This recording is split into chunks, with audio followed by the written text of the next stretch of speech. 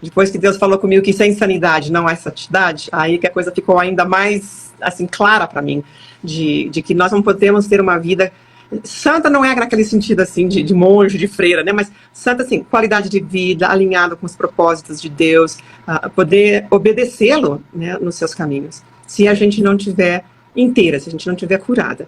Então, até Jesus nos pergunta, né, em João 4, você quer ser curado? Então, se Jesus nos pergunta, é porque a gente está precisando disso. Porque uma das coisas interessantes que tem me acontecido, assim, é a quantidade de homens que hoje me procuram no consultório.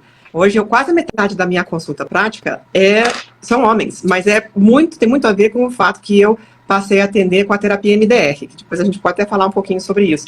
Porque é uma coisa assim, lógica, tem começo, meio e fim, tem número, não tem que fazer DR, não tem nem que falar sobre o assunto, né? Aí os homens já gostei mais, sabe? O negócio é rápido de resolve, é comigo mesmo.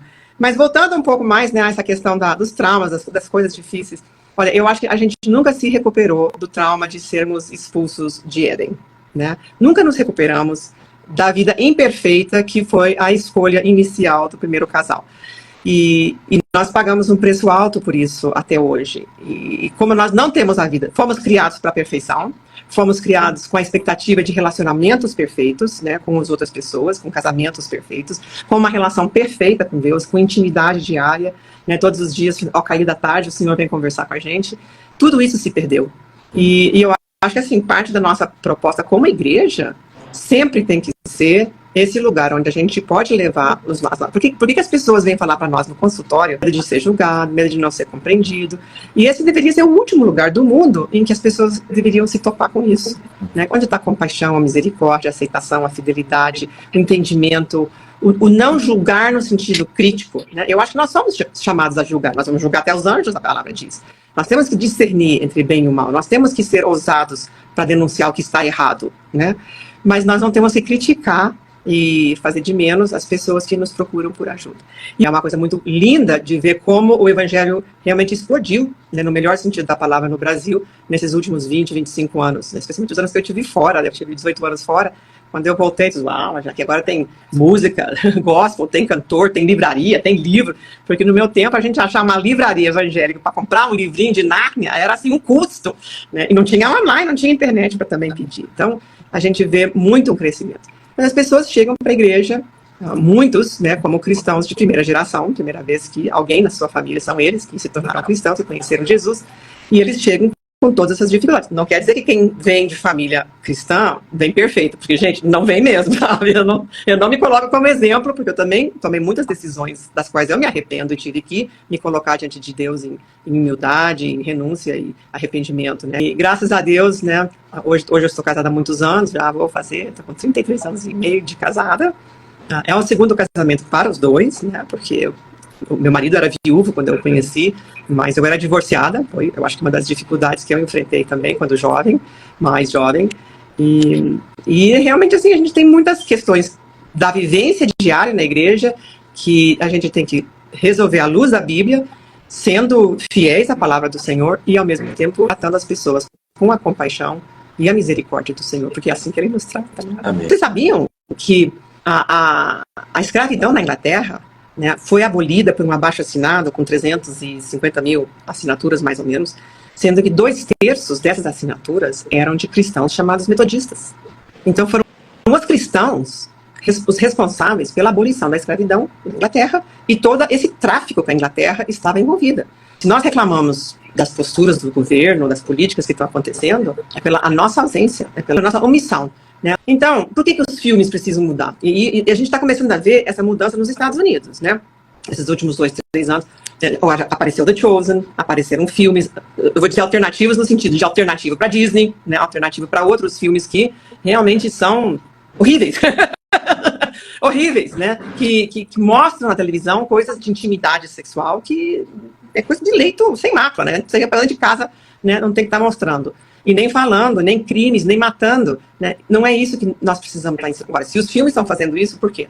Porque não são os cristãos que estão fazendo, né? Se as nossas escolas estão ensinando certos princípios, é porque não são os cristãos que estão fazendo as regras. Então, onde é que nós estamos? Então, eu acho assim, a gente tem que sarar sim. Eu estou absolutamente convencida do papel hospitalar da igreja. Mas não é sarar para ficar em casa, não. É para sarar para a gente mudar esse mundo, a gente ser sal e luz, né? E esses dias aí eu me lembrei, há muitos anos que eu não pensava, eu me criei, obviamente, na igreja metodista, hoje eu sou da Aliança Cristã Missionária, mas muito parecida também, e eu me lembrei muitas vezes das palavras de João Wesley, que diz assim, o mundo é minha paróquia. Então, qual é a minha paróquia? Cada um tem a sua paróquia. O mundo, de certa forma, é a minha paróquia. Eu realmente, hoje por Zoom, por internet, dou formação no mundo inteiro. Na Polônia, Ucrânia, Egito, Israel, Índia, não saio da minha cadeira. Graças a Deus, eu estou aqui sentadinho na minha cadeira, vendo o mundo, né? Apesar de que já viajei muito, não tenho mais vontade de viajar quase nada. Vocês estão conseguindo me arrancar de casa para ir para Goiânia, que é na esquina. Conseguiram, porque é ali na esquina, e porque eu vou junto com meu marido, né? Mas qual é a nossa paróquia? Porque todo mundo tem a sua paróquia, nem todo mundo tem o mundo, como às vezes é a sua vizinhança, é a sua comunidade, a sua escola, né? Então eu acho que a gente tem que avaliar isso. E nós temos que ter essa ousadia, né? Como o apóstolo Paulo falou assim, Senhor, agora nos dê mais ousadia. Agora que a gente foi preso, nos dê mais ousadia, né, para falar do evangelho e convencer as pessoas. E ousadia não quer dizer necessariamente assim, ser bravata, não sei o que mais, brigar. Não, ousadia assim, ter a coragem de dizer o que é a verdade. Eu comecei a faculdade de psicologia junto com o seminário. Era o segundo ano que a igreja metodista estava ordenando mulheres pastoras, né, para batizar, para enterrar, para casar, para tudo, né. E eu fiz 1 ano e meio as duas faculdades, né, o seminário e a faculdade de psicologia. Chegou uma hora que não dava mais para fazer as duas coisas. Então eu fui falar com o reitor. O reitor tinha sido muito amigo do meu pai, os dois tinham estudado juntos, e eu tinha especificamente pedido para ser pastor ajudante da igreja dele, porque as coisas estavam acontecendo lá e eu queria ver de primeira fileira, e eu vi mesmo. E quando eu conversei com ele, expliquei que eu achava que eu tinha que deixar o seminário, que eu tinha feito uma opção pela psicologia, que era o Ministério da Reconciliação, ele foi brilhante, sabe? Aquela sabedoria de Deus. Ele disse, Wesley, nós precisamos muito de pastores, os nossos púlpitos realmente estão vazios em muitos lugares, e a gente está precisando, mas nós não temos psicólogos que sejam cristãos. Né? 50 anos atrás você contava nos dedos quem era da faculdade de psicologia, que fazia 2 anos que tinha aberto em Porto Alegre, e nós precisamos de psicólogos que sejam cristãos, porque muito do que os pastores fazem ou dizem, a palavra que ele usou, que eu nunca esqueci, não passa de charlatanismo.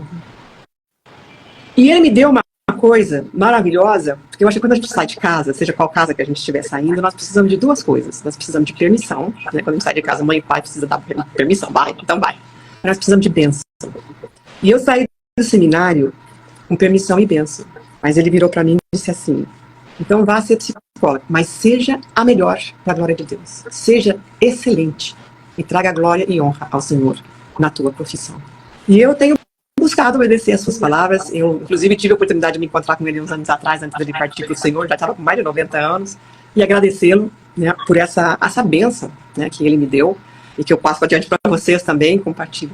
Então, eu acho que assim, nós somos sarados, somos curados, somos sanados assim, para sermos o melhor naquilo que Deus nos chamou. Então, eu chamava, gente, você é fazedora de tenda. Sim e não, eu sou um cristão chamado com um propósito, um plano de Deus para minha vida, seja qual for, e eu tenho que me desempenhar o melhor, porque eu tenho que refletir a luz de Jesus naquilo que eu estiver fazendo.